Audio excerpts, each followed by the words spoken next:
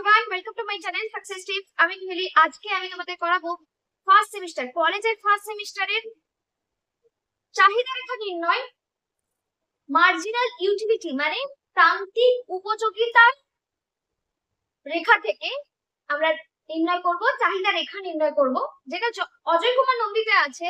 চাহিদা নিয়মের সঙ্গে ক্রমহ্রাসমান প্রান্তিক উপযোগিতার নিয়মের সম্পর্ক। আর যদি জয়দেব সরকার পড়ো, জয়দেব সরকারে আছে চাহিদা রেখা নির্ণয়। কোনো অসুবিধা নেই, দুটো বইতে মোটামুটি একই লেখা, একটু পড়লেই হবে। এখানে আমাদের কয়েকটা অনুমান আছে, তোমরা হেডিং করো। আচ্ছা, আমি ক্লাসে ক্লাস নোটস দিই না, যে ডিকটেশন দিলাম তোমরা পাতার পর পাতা লিখতে, এটা হয় না। আমি সবাইকেই বই কিনতে বলি, বই প্রথম পড়তে বলি, নোটসও পাঠাই, নোটসটা পিডিএফ আকারে পাঠাই।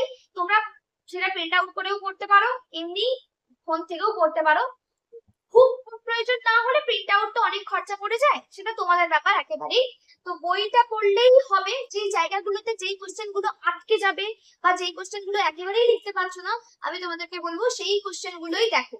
বা আমি তোমাদেরকে যেই ছোট ছোট প্রশ্ন যেগুলো আনসার লিখিয়ে দেবো, সেইগুলোর ক্ষেত্রে বইতে মার্ক করে নিতে পারো নোটসটা দেখে, অথবা নোটস থেকেও করতে পারো, অসুবিধা নেই।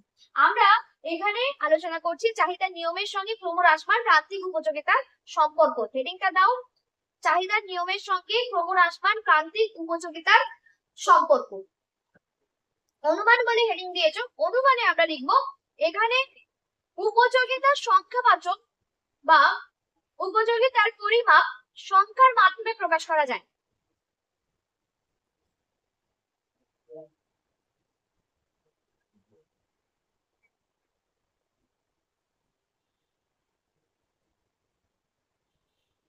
আচ্ছা, কি জানো,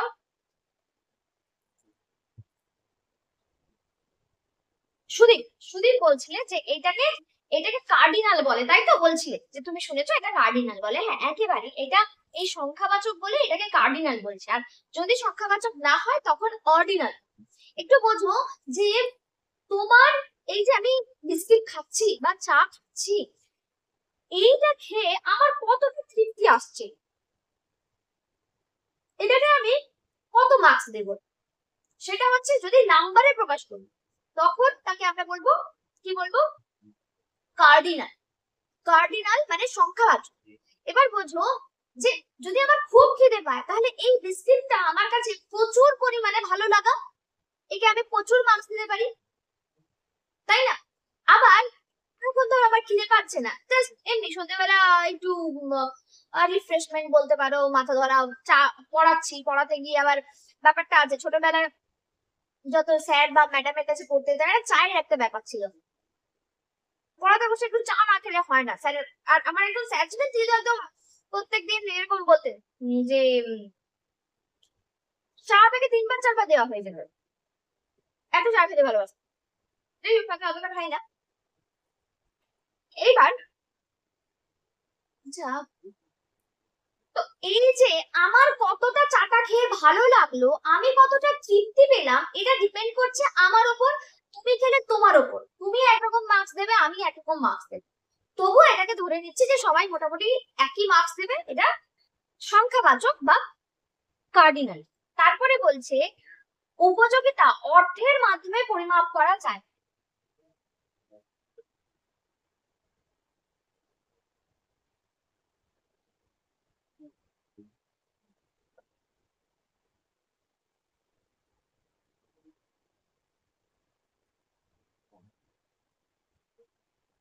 উপযোগিতা অর্থের মাধ্যমে প্রকাশ করা যায়।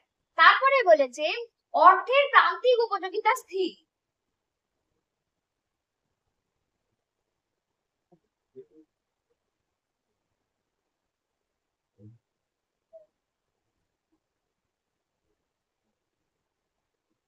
এইটা একেবারেই একটা মানে কি বলবো, কি যে ধরে নিয়েছে, অর্থের প্রান্তিক উপযোগিতা নাকি স্থির।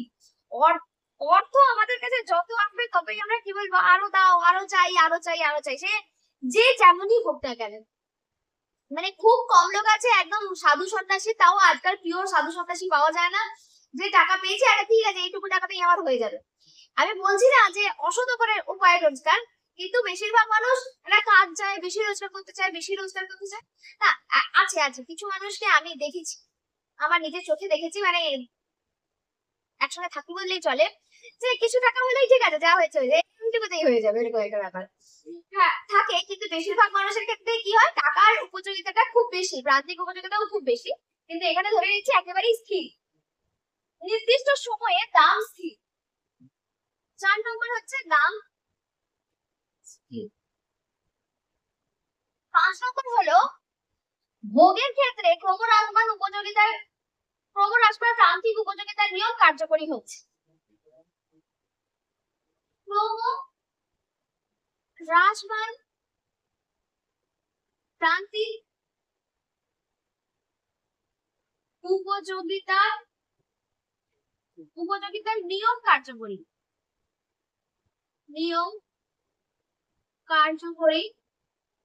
হচ্ছে। এ কোথায় গেল? আনিশা কোথায় গেল? এখনো জয়েন করলো না কেন? আচ্ছা, এটার মানে কি? এটার মানে হচ্ছে, ধরো জুবিন সাদিয়াকে বলছি, ক্রমহ্রাসমান প্রান্তিক উপযোগিতা তোমরা ক্লাস 11 এ পড়েছিলে। ক্লাস 11 এ তোমাদের ছিল ক্রমহ্রাসমান প্রান্তিক উপযোগিতা, তারপরে আর পড়নি, বুঝতে কোনো অসুবিধা হবে না। তোমার খুব খিদে পেয়েছে, তুমি খুব জল তেষ্টা পেয়েছে, সেটাও হতে পারে, খিদে পেয়েছে হতে পারে, খিদে পেয়েছে, তুমি 1 প্লেট ভাত খেলে, পেট ভরে ভাত খেয়ে ফেলেছো, ঠিক আছে? এবার তোমাকে কেউ 1 প্লেট বিরিয়ানি দিল, তুমি খাবে? খেতে পারবে?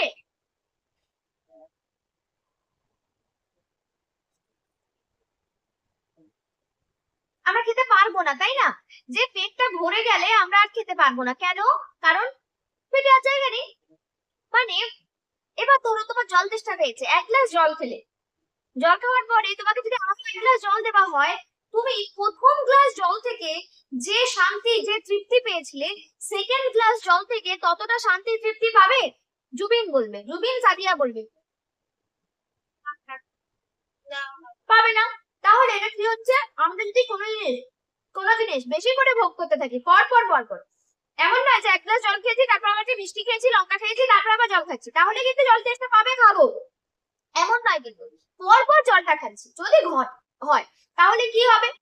তাহলে আমাদের কি হবে, আমাদের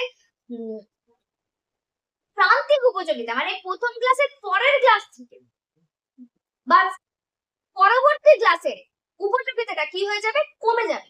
এইটাকেই বলছে ক্রমহ্রাসমান প্রান্তিক উপযোগিতার নিয়ম কার্যকরী হচ্ছে, বুঝলে?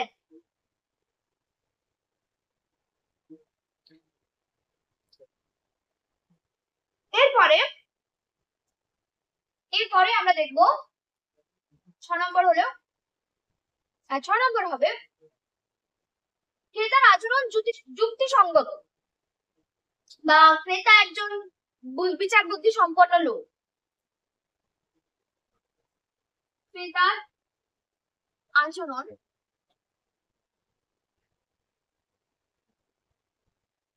যুক্তি সঙ্গত।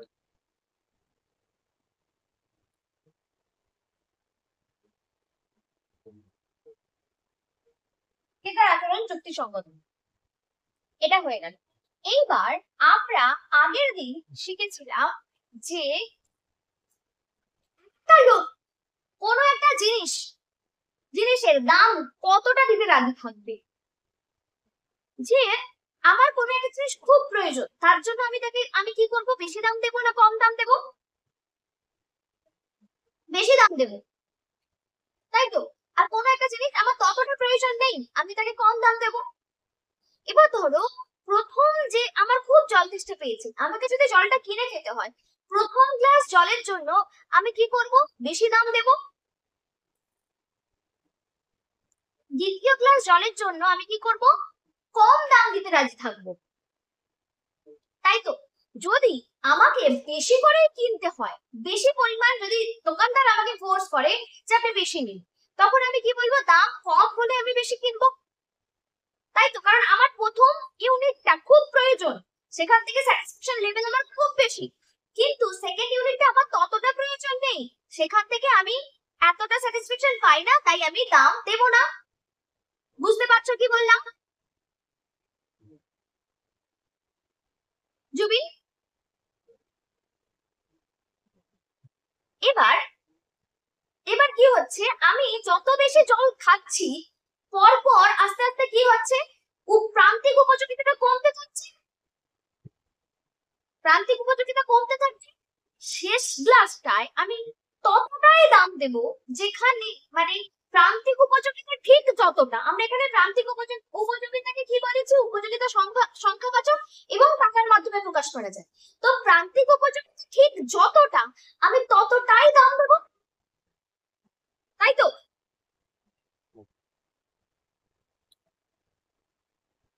ঠিক তো? বুঝলে জুবিন, বুঝলে জুবিন? এই যে থামস আপ দেখিয়ে দেবে, থামস আপ দেখিয়ে দেবে, ঠিক আছে? আচ্ছা, এবার তাহলে দাম ইজিক্যাল টু প্রান্তিক উপযোগিতা। চলো, থ্যাংক ইউ। আচ্ছা চলো এবার আমরা এখানে দাম মানে দামের ইংলিশ হচ্ছে প্রাইস, তাই ছোট করে বি, আর মার্জিনাল ইউটিলিটি, প্রান্তিকের ইংলিশ হচ্ছে মার্জিনাল, আর উপযোগিতা হচ্ছে ইউটিলিটি, তাই এটাকে বলবো এমইউ। ওকে, এমইউ হলো। এইবার বলছে দ্রব্যটি, এটা কোনো ব্যাপার না, মানে এইবার আমরা আমরা এখানে আলোচনা করছিলাম দাম। দেখো, আমরা মার্জিনাল ইউটিলিটি কার্ভ কেমন দেখেছিলাম একটু মনে করে দেখো। মার্জিনাল ইউটিলিটি কার্ভ এই দিকটা আমরা এমইউ নিচ্ছি, এমইউ, আর এই দিকটা এমইউ এর সাথে দামও নিচ্ছি, দাম পি মানে দাম, এমইউ মানে এটা। তারপরে হচ্ছে কিউ। মার্জিনাল ইউটিলিটি কার্ভ আমরা দেখেছিলাম এইরকম ভাবে গিয়ে একদম নিচ পর্যন্ত যাচ্ছে, আমরা অতটা আনবো না, এখানেই থেমে যাবে। কারণ মার্জিনাল ইউটিলিটি যখন নেগেটিভে পৌঁছাবে তখন কিন্তু আমাদের খুব একটা দরকার নেই, তাই না? খুব একটা দরকার নেই না, আমরা অত দূর পর্যন্ত পৌঁছাবোই না, আমরা থেমে যাবো, তার আগে অনেক আগে থেমে যাবো। তাই জন্য আর নেগেটিভ জিনিসটা নিচ্ছি না, তবে নেগেটিভ পর্যন্ত যায়, মার্জিনাল ইউটিলিটি নেগেটিভ পর্যন্ত যায়, কিন্তু আমরা আপাতত আঁকছি। এইবার আমরা যেটা আলোচনা করেছিলাম যে বলছে ধরো দাম আছে P1, দাম আছে P1, P1 দামটাকে আমি কি ধরেছি, স্থির।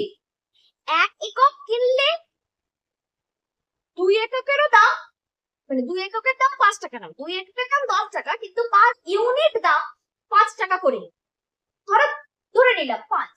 তো এই লাইনটা আমাদের কেমন হবে, অনুভূমিক অক্ষের সঙ্গে সমান্তরাল সরলরেখা, P1 P1। দামটা যেহেতু স্থির, জুবিনকে বলছি, সাদিয়াকে বলছি, সাদিয়ার অসুবিধা হবে না, সাদিয়ার ইকোনমিক্স ছিল, জুবিনের তো ইকোনমিক্স ছিল না, তবে তোমার তো সায়েন্স ছিল, জুবিনের সায়েন্স ছিল, তো মানে এইসব জিনিস বুঝতে খুব একটা অসুবিধা হবে না। যেটা স্থির জিনিস, ফিজিক্সে করেছো, যে একটা স্থির জিনিস যদি হয় সেটাকে আমরা কিরকম ধরবো, অনুভূমিক অক্ষের সঙ্গে সমান্তরাল সরলরেখা হয়ে যাবে, তাই তো?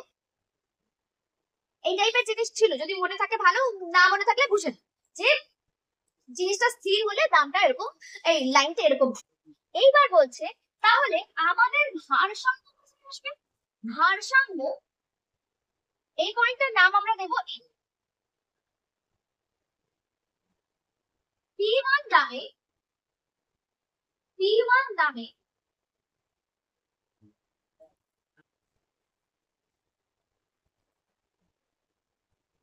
ভারসাম্য এ বিন্দুতে, যেটা কিনা এদের সাদিয়ার বইতে আছে A1, P1 দামে A1 আছে, দেখে নাও A1, A1 আছে, দেখতে পাচ্ছ, পরের পেজে হয়তো পাবে সাদিয়া।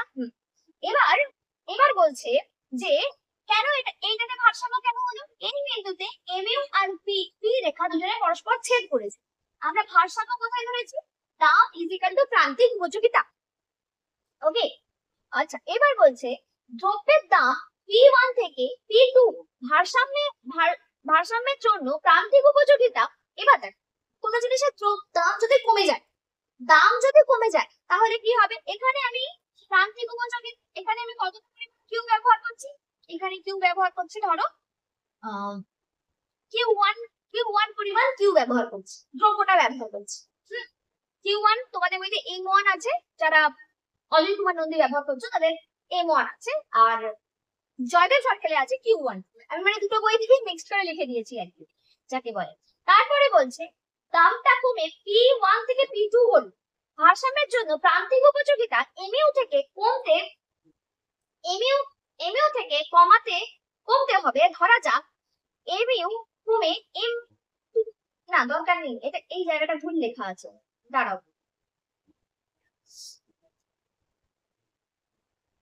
এমইউ2 আবার দুটো লেখা হবে না কি? হবে না। এমইউ কমে যাবে দামের প্রান্তিক উপযোগিতা তখন। বলছে এখন P1 দাম থেকে P2 হওয়ার জন্য দ্রব্যটির প্রান্তিক উপযোগিতা MU1 থেকে M2 হয়। দাম কমলে প্রান্তিক উপযোগিতা কমে, কিন্তু প্রান্তিক উপযোগিতা তখনই কমে যখন দ্রব্যের চাহিদা ভোগ বাড়ে। সুতরাং এ থেকে প্রমাণ হলো দাম কমলে চাহিদা বাড়ে। বিপরীত ভাবে প্রমাণ করা যায় দ্রব্যের দাম বাড়লে চাহিদা কমে। তার এইবার আমরা যেটা আলোচনা করব যে দামটা ধরো কমে গেল, কমে গিয়ে P2 হয়ে গেল। P2 যখন দাম, এই P2 দাম যখন P2 দামে কি হচ্ছে, এই পয়েন্টের আমি নাম দিলাম B। ভারসাম্য হবে B বিন্দু।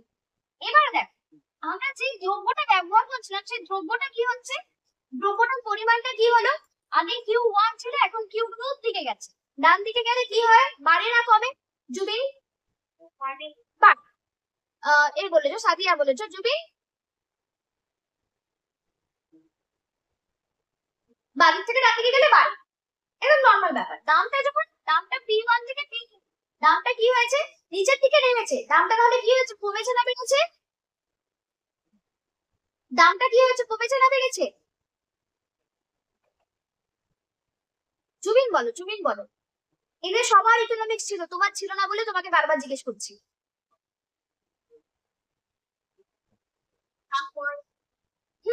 দামটা P1 থেকে P2 নিচে থেকে নেমেছে, কমেছে, আর তার জন্য যে দ্রব্যটা ব্যবহার করছে সেটা কি হয়ে গেছে, বেড়ে গেছে। দেখো Q1 থেকে Q2 তে চলে গেছে। এইবার বলছে যে দ্রব্যটির চাহিদা দামের তুলনায় বেশি হবে, ফলে ক্রেতা আরো বেশি পরিমাণ দ্রব্যটি কিনে প্রান্তিক উপযোগিতা দামের সঙ্গে সমান হবে। দাম কমার ফলে দ্রব্যটির চাহিদা বেড়েছে, অতএব ক্রেতার উপযোগিতা রেখাকে দ্রব্যটির চাহিদা রেখা হিসাবে চিহ্নিত করা যায়। এমইউ রেখাই হলো ক্রেতার চাহিদা রেখা, ডান দিকে নিম্নমুখী। বলছে তার মানে কি হচ্ছে, আমরা এখান থেকে কি করতে পারছি, প্রথমে কত চাহিদা ছিল, Q1, তারপরে কি চাহিদা হলো, Q2। তো আমরা যদি এইরকম ভাবে এইদিকে দাম আর এইদিকে শুধু কোয়ান্টিটি নিতাম, পরিমাণ, দ্রব্যের পরিমাণ, Q মানে কোয়ান্টিটি বা পরিমাণ, শুধু যদি নিতাম, তো P1 এ ধরো P1, এটা P1, এটা A, এটা হলো Q1, তারপরে P2, এটা হলো P2, এটা হলো B, আর এটা হলো Q2। যদি আমরা এই দুটো পয়েন্টকে জয়েন করি, এই যে এখানে জয়েন আর এই দুটো জয়েন সেম,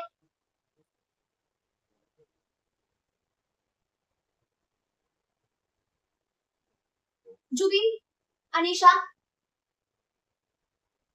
বুঝতে পারলে না?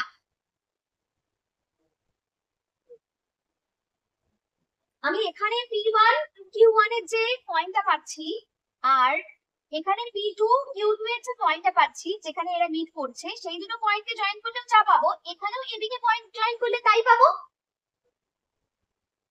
তাই তো?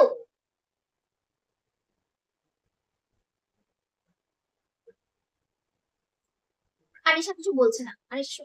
হ্যাঁ, তাহলে আমাদের কি হচ্ছে, যদি আমরা এরকম জয়েন করে দিই তাহলে আমরা পাচ্ছি চাহিদা, এটা হলো চাহিদা রেখা। তাহলে এমইউ রেখাটাই এখানে পাচ্ছি, এমইউ রেখা, আর এখানে পাচ্ছি যদি চাহিদা রেখা হয়, দাম আর পরিমাণ দিয়ে আমরা যদি চাহিদা রেখা ডিনোট করি, তাহলে সেম রেখাই আসছে। তাই এমইউ রেখায় কি হচ্ছে, এমইউ রেখায় চাহিদা রেখা।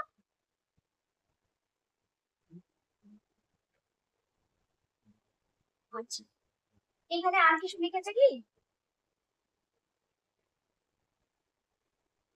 এবার বুঝতে তোমাদের অসুবিধা হবে না, সবাই সবার বই থেকে জিনিসটা পড়ো। আমি কয়েকটা ত্রুটি বলবো এই তত্ত্বটার। ত্রুটি হচ্ছে কি, দেখ, ত্রুটি হচ্ছে জুবিনকে বলছি, সাদিয়াকে বলছি, আমরা যে অনুমান ধরে নিই সেই অনুমানগুলোই এক একটা ত্রুটি হয়, ঠিক আছে? তো আমরা এখানে দেখবো ত্রুটি এখানে কি লিখেছে। আমরা প্রথমেই বলেছি কি সংখ্যাবাচক, কিন্তু ওই যে আমার চা খেয়ে কতটা ভালো লাগলো, আমার জল খেয়ে কতটা ভালো লাগলো, এইটা সংখ্যা দিয়ে ডিনোট করা কি সম্ভব? সম্ভব নয়, তোমার পক্ষেও সম্ভব নয়, আমার পক্ষে। এবার সম্ভব হলেও তোমার জন্য একরকম নাম্বার হবে, আমার জন্য একরকম নাম্বার হবে।